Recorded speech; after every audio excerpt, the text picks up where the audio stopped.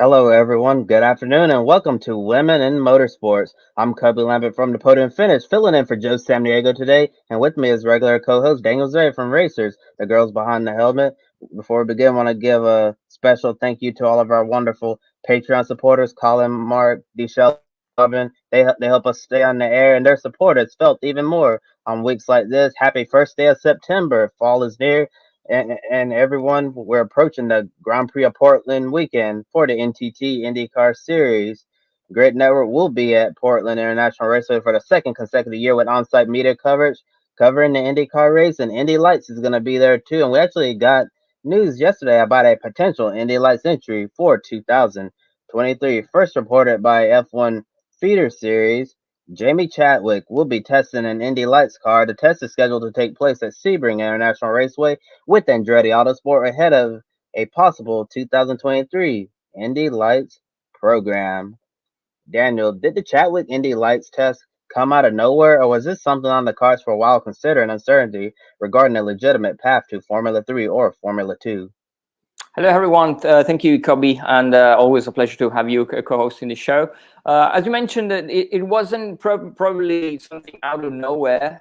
It has been something that has been discussed for a while, probably after the last the latest WSeries race. There were some questions going on around a potential move to the US for Jamie Chadwick, and also I think a Formula Scout had an article after a press conference, I believe, where they asked Jamie a question about a potential test or a potential campaign in Indy Lights, and she said that it was something that she was looking into, at the same time, like for the FIA Formula 3 and Formula 2.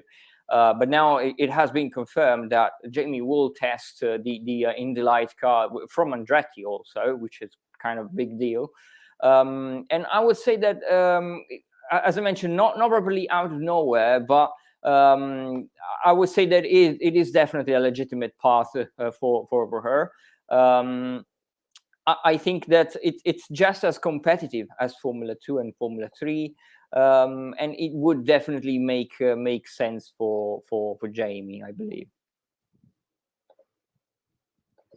Yeah, it would definitely make a lot of sense for Jamie Chadwick to move to the Indy Light Series, considering it seems like the path to F3 and Formula 2 is quite significant right now. It'd be really difficult to try to make it there. And when you compare the budgets of going to F3 and F2, Indy Lights is a lot more cheaper to go. So that certainly help out Jamie Chadwick's budget, and it's certainly going to be interesting to see how she does at the Indy Lights test. But considering everything Jamie Chadwick has accomplished in the rest of her career, I'm sure she's going to do extremely well. And you mentioned Andretti Autosport, Daniel. That is huge. If Jamie Chadwick is going to be able to reach her full potential, she needs to be with a top-notch team, and they don't come as top-notch as they do with Andretti Autosport. So that's definitely a box check right there. And as soon as Jamie Chadwick's test happens, we'll be sure to report on her progress here at Grid Network. And now, in comparison of the Indy Lights car and the W Series car, W Series has an F3 Tatus chassis, 270 horsepower four-cylinder engine, and a six-speed sequential gearbox. Indy Lights uses a Dillard chassis, 450 horsepower 2-liter engine, higher speeds upwards of 200 miles per hour, and also the Indy Lights schedule, just like the IndyCar schedule, is quite diverse. You have street courses, road courses, and ovals. Would Indy Lights be a proper step up for Chadwick from W Series?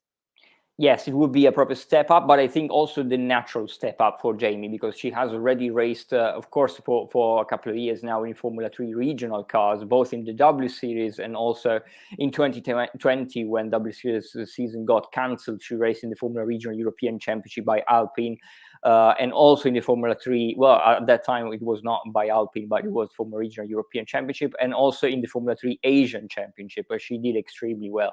So at Formula 3 level, she's in the regional Formula 3 level, she's done really well. But now it's definitely time to move up and the ladder, and she has again and again showed this year that she doesn't have much of a competition in W Series. So it is definitely time for her to move up the order. And I think Indy Lights, when, as you mentioned, the budget required are different.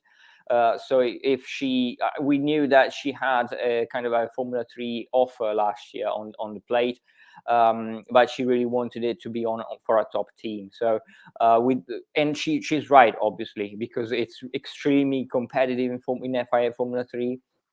And unless you are with a couple of teams that really are dominating, it gets really difficult. So also for sponsorship, I would believe that with W Series now becoming more America-centric rather than the British-centric that they were in the past, I do believe that with more sponsors coming from the US, with a better coverage in the US, it would make, and also with an American team, because of course Jamie is racing for Jenner Racing.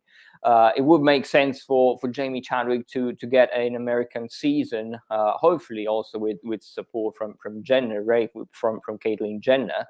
And if it can be with Andretti Autosport, that would be really mega for Jamie Chadwick.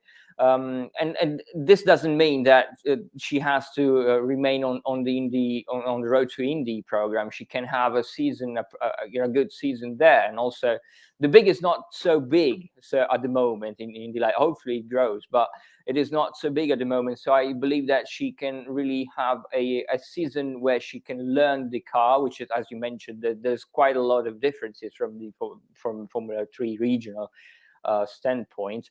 But she can still have a decent, with decent results as she progresses. So I do believe that it would make a lot of sense for Jamie, and it doesn't make, it doesn't mean that she can either remain on the Road to Indy program in the future.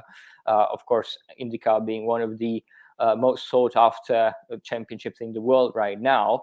But also she could eventually come back to Europe and do Formula 2 or even explore other opportunities. So I do believe that it is definitely the way to go right now for her.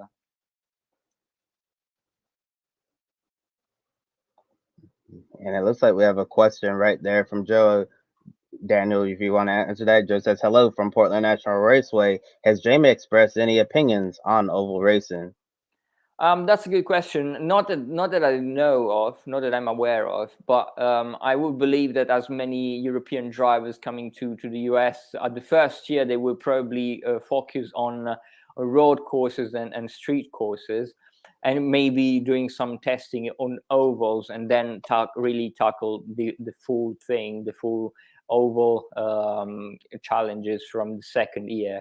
So and also with the cars being quite different and a lot more powerful, that Indy Lights cars are a lot more closer to the F2 cars than to the Formula 3 regional that she's currently racing. She would probably focus on a first year. She would probably focus on road courses and street races. But I mean, that's just my speculation. I don't think that she has expressed any particular views on oval racing so far. But I'm sure that when she will go there and test the car, it will be one of the first questions that many journalists will ask her.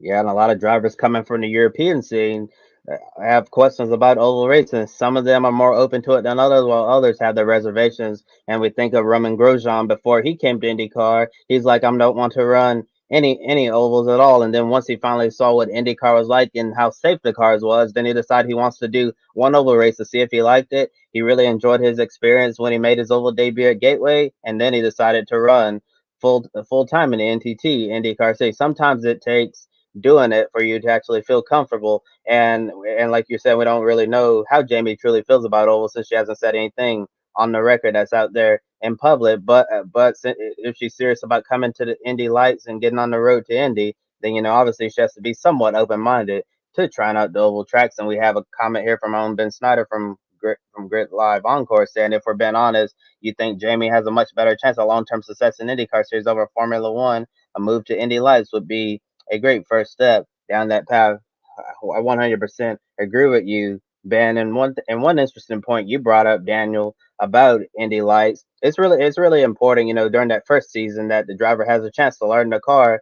For the most part, it really doesn't take until like season two for a driver to truly get comfortable with the Indy Lights car. There's very few drivers in Indy who have went through Indy Lights, in just one season. They're automatically ready to go to IndyCar, and look at this year's rookie sensation, David Malukas, during his very first run in the IndyCar.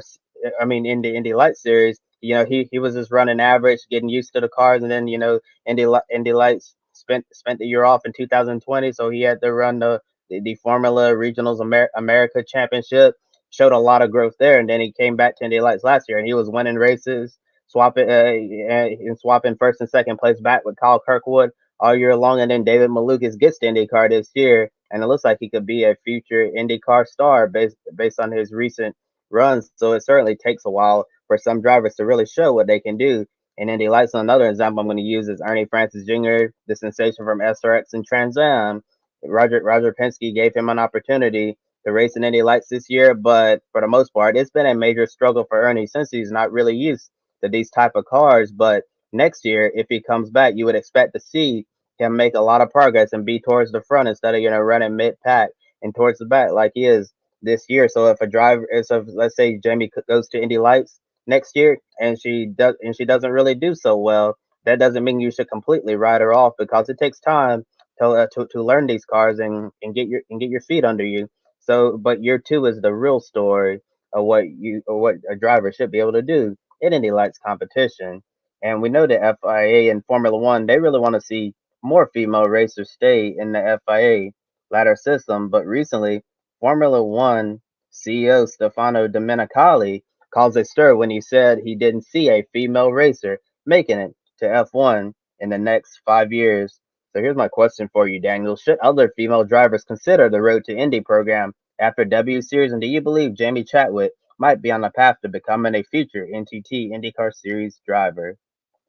Well, I think this is also a big topic. As you mentioned, you brought up a great point. In the US, from what I've seen, it's a little bit more common to give the drivers a little bit more time to grow and to develop, and to have a second year to really show your potential. While here, especially in FIA Formula 3 and Formula 2, after the first year, you have really the drivers that you know straight away that can advance, and the ones that will stay there for a long time, but eventually they will drop out and do some other stuff, maybe in sports cars.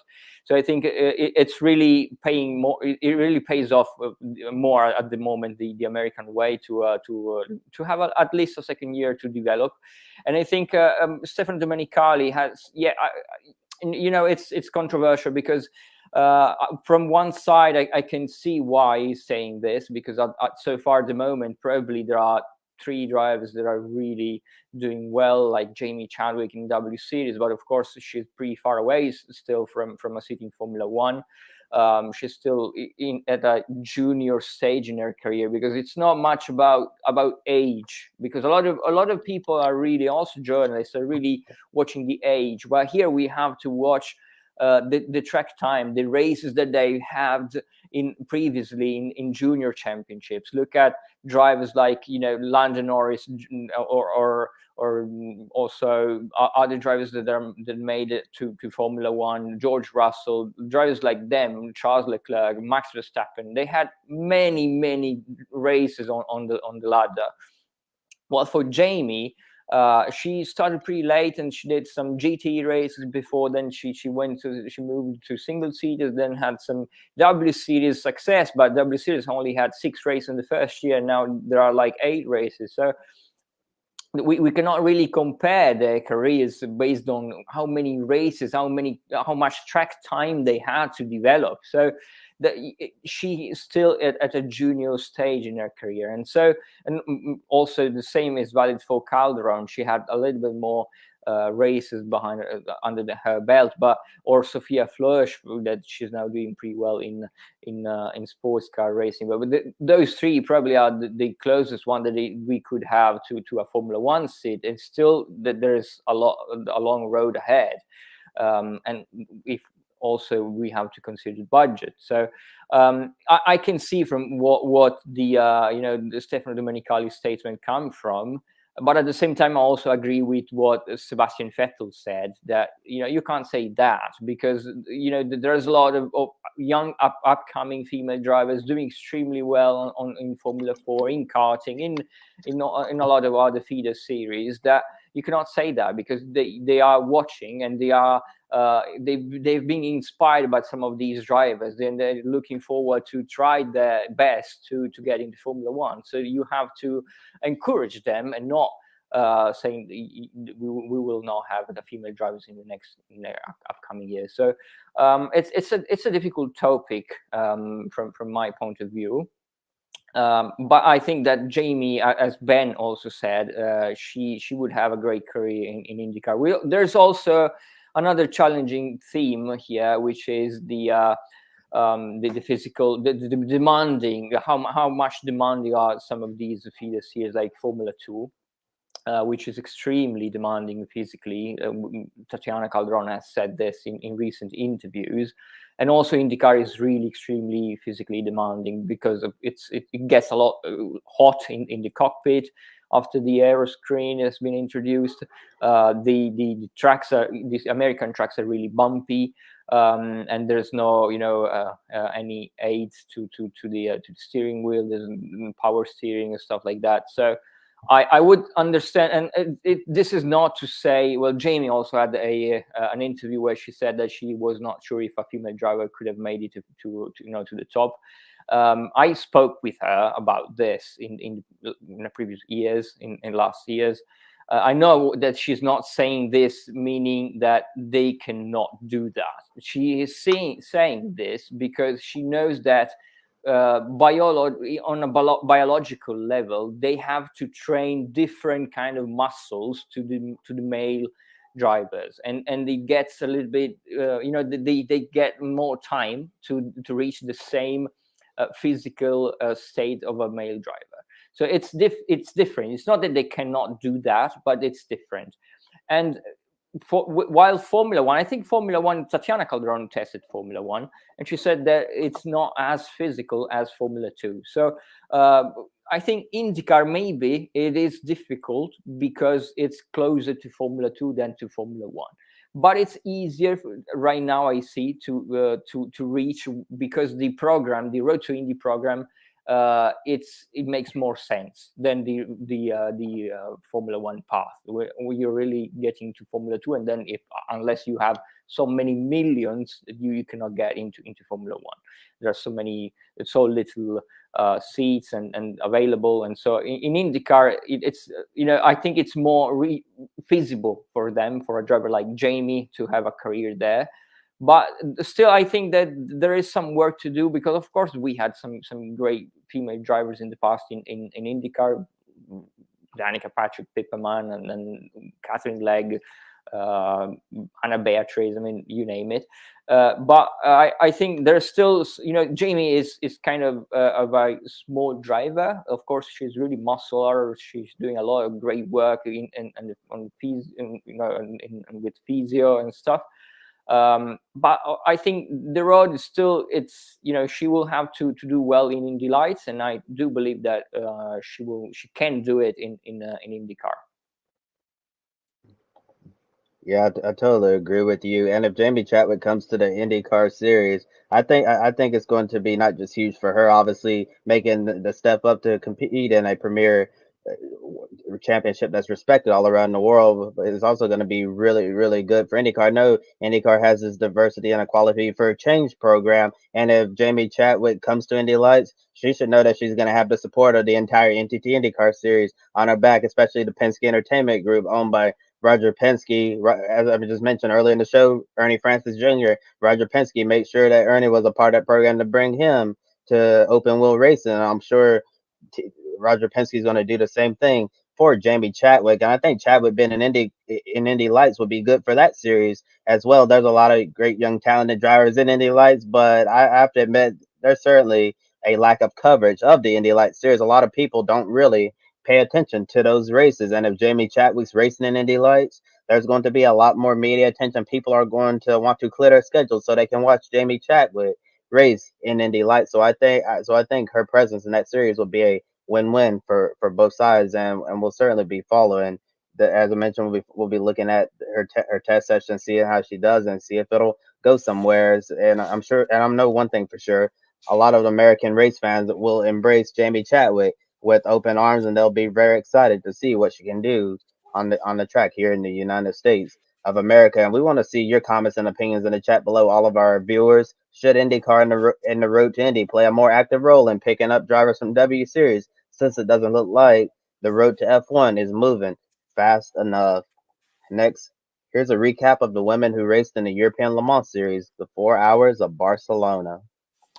Yeah, I was there. I was in Barcelona last weekend for the ELMS fourth round of the season. It was kind of an unlucky day for the women racing in European Le Mans Series. Really, we had the Iron Dames returning to the track after the historic win at the 24-hour Spa. They were not super satisfied on Friday after free practice, but they really worked hard to improve the setup in race mode specifically, and made some great adjustments that they made the car very fast in the corners. Sarah Bovey had a great practice in the bronze test, where she was third on Friday evening.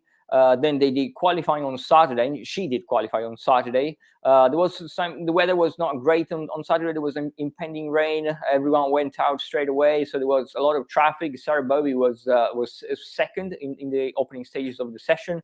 Then came back to the pits for new tires and for a final run. But despite being very fast in the first and the second sector, she couldn't really put it together and improving in the third sector, and so she had to settle for a front row start. That was a great result for Iron Dames, and especially for a long race, like for a 4-hour race. Unfortunately, the race was not really a long one. It was rather short because Sarah was she took the start in the Iron Dames Ferrari, then she was straight into the lead at the first corner. And then she was hit at the second turn 2 by an LMP3 car that sent her hard in the wall. The car was pretty much it had a lot of damage, but the driver luckily was okay. Sarah was fine after the pretty big hit. I think that the topic here is the LMP3 and GTE cars are quite too close in performance, and with a lot of armed drivers in LMP3 at the start, the starts get a little bit critical. So I think that ELMS should at least consider doing separate starts for, like it is in Le Mans, for example, where the classes get a couple of seconds between each other at the start. But then also it was quite an unlucky weekend also for Sophia Flörsch. She is racing in a LMP2 with Ben Viscal in Algarve Pro. She and Ben focused on qualifying runs and race runs respectively. So Viscal was preparing the qualifying and Flörsch was testing on high fuel loads for the race. Both did extremely well in practice, and they were kind of around the top 3 throughout the 2 practice sessions. Viscal then couldn't do better than 10th in qualifying on Saturday, unfortunately. But in the race was obviously long. Well, they kind of were out of contention even before they could make it onto grid, because a mistake from the team meant that they couldn't get out on the grid in time. Quite a tough mistake from the team, and they found a red light at the end of the pit lane. So the car, when the car were lining up, per ELMS rules, they had to start from the pit lane, but also 1 lap down, which is quite kind of a crazy rule. If it's overly, I believe personally that is overly punishing for such an offense. Effectively, you are taking out a car even before the race has started. So it was, but apart from that, they had pretty much a perfect race. They had really fast laps, the record sectors, the great pace, both in new and used tires. Really, Ben Viscal was really fast, and also Sophia Flörsch extremely fast in the second stint. But with today's competitive levels in sports car racing, especially in ELMS for LMP2 cars, recovering from a lap down is pretty much impossible. So they charged from P39 to P12, where they eventually finished. Sofia was really not happy at the end of the race. She was kind of disappointed. We had quite a long chat after the race. Of course, she was disappointed.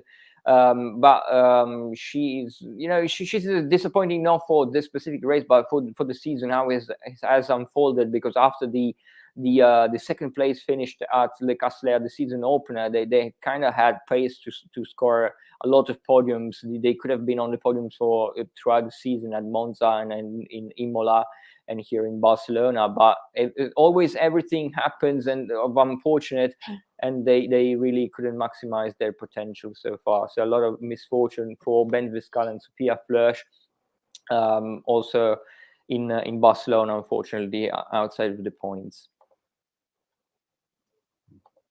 And it's really interesting the point you bring up about LMP3 and GTE, being too close in performance. I remember when we used to have the prototype challenge class in the IMSA WeatherTech Sports Car Championship and GTLM. Those two classes always got mixed up because they were too close in performance as well. And we haven't really seen that issue today in IMSA with LMP3 and the GTD Pro and GTD classes because the GT3 platform is a few steps below of GTE, so there is a sizable gap between LMP3 and the GTD classes in IMSA. So we don't run into that problem anymore. But I do remember having that issue when the Prototype Challenge and GTLM were too close in performance, and it was a major problem. I've admittedly haven't been watching a lot of European Le Mans series in recent years, and that's an unfortunate problem. And I wonder what they're going to do about being too close in performance. And then, they're having to slow down the LMP2 cars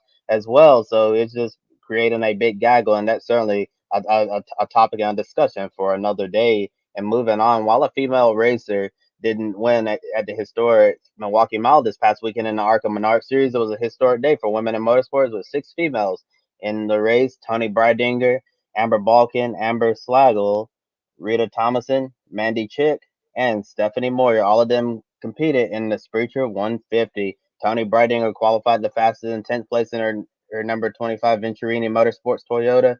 Amber Balkan, the only other full-time female racer in ARCA, qualified 16th in her number 34.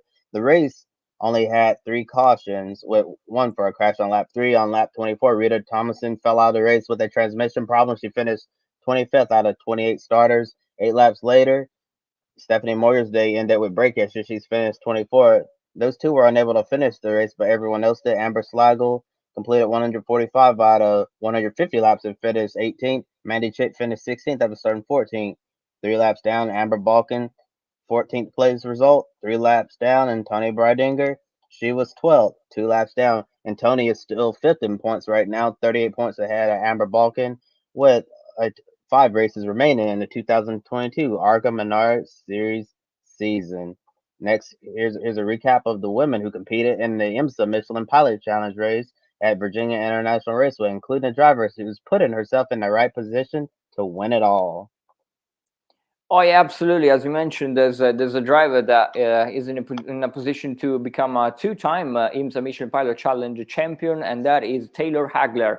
She's really closing in on a back-to-back TCR title after her first win of the season at VAR last weekend. She's been really consistent all the year, with many podiums and very solid results, even when they don't have the car to win, which is really making the difference in this championship. She was starting P7. Taylor was in charge of the first part of the race, and she moved up to 5th place in her hour-long stint. Then she pitted for a driver change during the first caution, when the overall championship leading Volt Aston Martin car, GT4 car, came to a halt and retired. Then Michael Lewis, who is Taylor Hagler's co-driver, jumped in the number 1 Brian Herta Autosport Hyundai Elantra for the second stint of the race, and he was soon in podium territory. Lewis was really able to snatch second place sooner after that.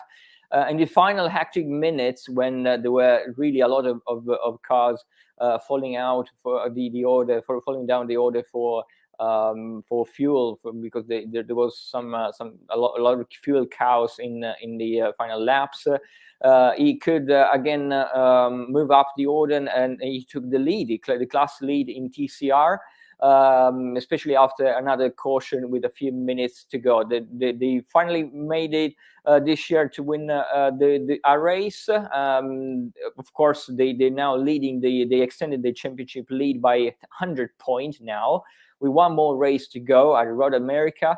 Last year, Taylor Hagler became the first ever female champion in the series, and was also runner-up in the Pro-Am class in GT World Challenge America in her first ever campaign in GT3 cars. So very, very interesting driver. But also, she was not the only female driver doing well last weekend in some Michelin Pilot Challenge, because we also had Sheena Monk, a driver of the 877 JG Wentworth Racing Ford Mustang in the GS class. GS class is running GT4 cars. She had a good run from P13 in GS. She was soon in the top 10 in the opening stint before also pitting at the first full course yellow. Unfortunately, they have quite a messy pit stop, and they ended up getting a drive-through penalty that Kyle Marcelli served as the race went back to green. And they were pretty much last. So Sheena Monk told us after the race that she thought that the day was pretty much done after the penalty. But a great stint by Marcelli. So the Canadian clearing the TCR field and returning to the top 10 in GS when the fuel drama mixed up the order. Everyone was really fuel saving a lot, and some drivers were eventually had to pit. In GS, Marcelli did a great job in fuel saving, really, and he crossed the line in P3. While a post-race disqualification for the core Mercedes, the core Motorsport Mustang promoted Monk and Marcelli to second in a 1-2 for the PF Racing Mustangs. It was the second podium of the season. After a tough start in 2022, they had a pretty big accident by Marcelli at Sebring that totaled the Toyota GT4 that they were racing prior to switching to the Mustang platform.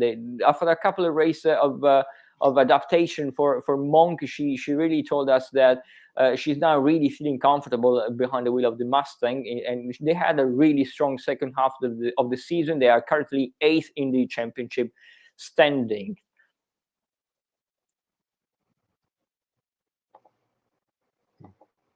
Yeah, and this upcoming weekend is a big weekend for Grid Network. Joe's reporting from Portland. ARCA Monarch Series West is back for their second race of the year at PIR. Bridget Burgess is competing in the event, and we'll be following her progress. But Daniel, which racers will you be following this weekend? Well, there are some major races to be followed this weekend. Starting from FIA Formula 2 at Zandvoort with Tatiana Calderon. We talked about her previously. She's now switched to Formula 2 again after 3 years since she's been away from the main F1 feeder series. She had her return at Spa-Francorchamps. It was quite a solid return, I would say. Of course, we have to take into account that the car is pretty different from what she used to drive 3 years ago, because now the wheels are different. So all the suspension settings is kind of different from what she was used to. And also she has been racing in sports cars and then INDYCAR and Super Formula in Japan. So she really needs a couple of races to adapt herself again. And so it's good that there are 3 race weekends back to back, I would say. So now after Spa-Francorchamps, where she finished both races, I think it was pretty good effort from Tatiana at Charroux. She's now racing at Zandvoort this weekend. Then we have the GT World Challenge Europe at Hockenheim with a 3-hour race at Hockenheim with Iron Dames. They're leading the standings after the historic victory at Spa-Francorchamps. Also the lineup, their usual lineup is back together with Rahel Frey being back with Michel Gatting and Sarah Bovey. Also, there's Italian GT at Imola with Vicky Piria. I will be there following Vicky's race at Italian GT, her 3rd race ever racing a GT car. She has a new livery, a new teammate. So it's going to be interesting to report. And also there will be TCR Italy with Francesca Raffaele, another really interesting young driver. She's been away all season last year for an injury, for a testing injury in pre-season, but now she's back in the car. She's doing really well again and back in the points last time out in Mugello. GT4 Europe is also back at Hockenheim with Gabriela Gilkova. She's also doing very well in GT4. She had a strong race, winning a top 5 at Spa-Francorchamps in the previous race. We have Euro NASCAR after quite a long summer break. They're back at Most in Czech Republic with a lot of female drivers here. We have Alaya Kolok and Yasmin Kolok. They're doing both the Euro NASCAR Pro division and Euro NASCAR 2 divisions. And also we have Alina Leubenegger, Arianna Casoli, and Luli Del Castello. Luli Del Castello, we have an interview that was out just today with her. She's leading the female trophy in Euro NASCAR, and she's also a rookie. So pretty good to follow the Italian driver. We have Brazilian Formula 4 Velocità with Aurelia Nobels. She's one of the 4 finalists selected for the FIA Girls on Track program. So we'll be following closely what Aurelia is doing. And then FIA World Rallycross Championship at Riga in Latvia with Clara Andersson only at her second weekend as a full-time driver. She really impressed last time out. When she was 4th in the final, and she made it into the final in Norway. And then, as we mentioned, the ARCA West Series at Portland, where Joe will be reporting with Bridget Burgess really doing quite well in her ARCA West campaign. Yeah, we'll be sure to follow Bridget Burgess's progress this weekend at Portland International Raceway very, very closely, and you'll be able to see how she did on next week's episode of Women in Motorsports. Unfortunately, we're out of time for today, so I want to remind all of our viewers to please like and subscribe to Grid Network on YouTube if you haven't done so already. You can follow us on Twitter, Facebook, Instagram, and TikTok. We also want to encourage you to take 5 minutes after our show and consider joining our Patreon to invest in Grid Network to keep us on the air well into the future. Click the link in the video description to buy me a coffee, and you can buy a drink for your favorite on-air talent at Grid Network. Big thank you to Edward Hunter from Formula Zone, Amber and Zachary for buying us one. We greatly appreciate it. Any amount will help us continue growing our motorsports media outlet. Visit Public.com, also known as the stock market social media home. The link below and referral code GridNet will give you $5 to invest immediately. Public.com allows you to connect with your friends. You can make new friends and use tools to learn how to properly invest in the stock market. And looking ahead at our really busy schedule for this week throughout Grand Prix of Portland race weekend, keep a close eye on our YouTube channel for driver interviews and additional content. Also be sure to visit our website, Grid Ranking, for articles as well. And Saturday, we're going to have our regular Grid Live pre-race show at noon that will preview Formula 1, MotoGP, and NASCAR. And then on Sunday, we're going to have a special Grid Live pre-race for the Grand Prix of Portland at noon Eastern. And then Monday, we're going to have Grid Live wrap-up at noon Eastern, and Grid Live Encore will follow later in the day. For Daniel Zeri, I'm Kobe Lambert from the Podium Finish. Thank you all for watching, and have a wonderful day. Don't be an anonymous investor. Join the stock market social media platform, Public.com. Invest any amount of money and share with friends and new friends. Discover new opportunities, such as new companies and potential business partners, and useful tools for beginners, and share your experience with friends on Public.com. Link in the video description gets you $5 for being a Grid Network viewer. Use the referral code GridNet for your free $5 to invest and start investing and networking on Public.com.